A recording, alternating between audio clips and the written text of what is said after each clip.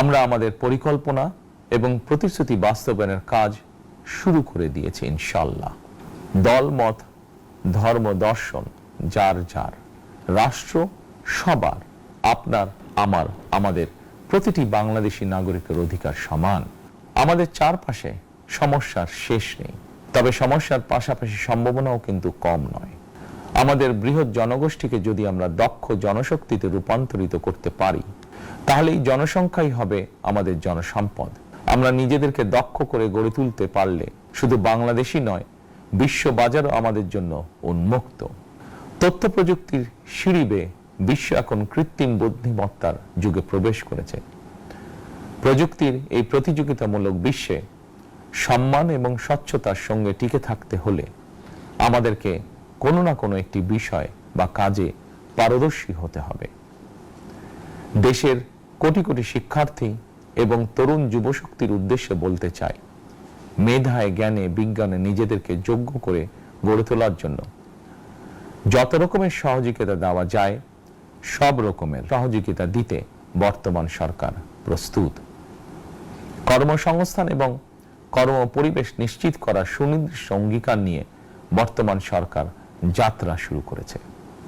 প্রিয় দেশবাসী, দীর্ঘ 18 বছর পর দেশে ফিরে গত বছর 25শে ডিসেম্বর আমি বলেছিলাম দেশ এবং জনগণের জন্য আই হ্যাভ এ প্ল্যান।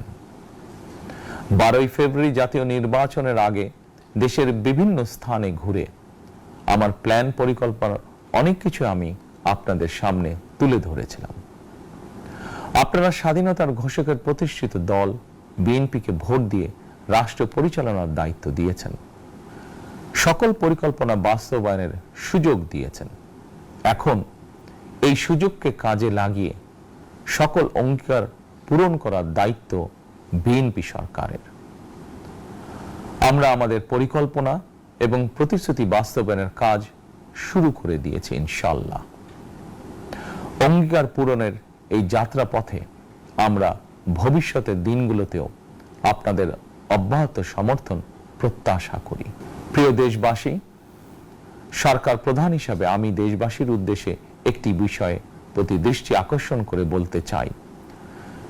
নবগঠিত সরকার গঠনের সুযোগ দিতে যারা বিএনপিকে ভোট দিয়েছেন কিংবা দেননি অথবা কাউকেই ভোট দেননি, এই সরকারের প্রতি আপনাদের সবার সমান অধিকার। বিএনপি সরকার বিশ্বাস করে দল মত ধর্ম দর্শন যার যার, রাষ্ট্র সবার। এই দেশে এই রাষ্ট্রে একজন বাংলাদেশী হিসাবে আপনার আমার আমাদের প্রতিটি বাংলাদেশী নাগরিকের অধিকার সমান। প্রিয় দেশবাসী, আল্লাহ আমাদের সবাইকে নিরাপদ এবং সুস্থ রাখুন।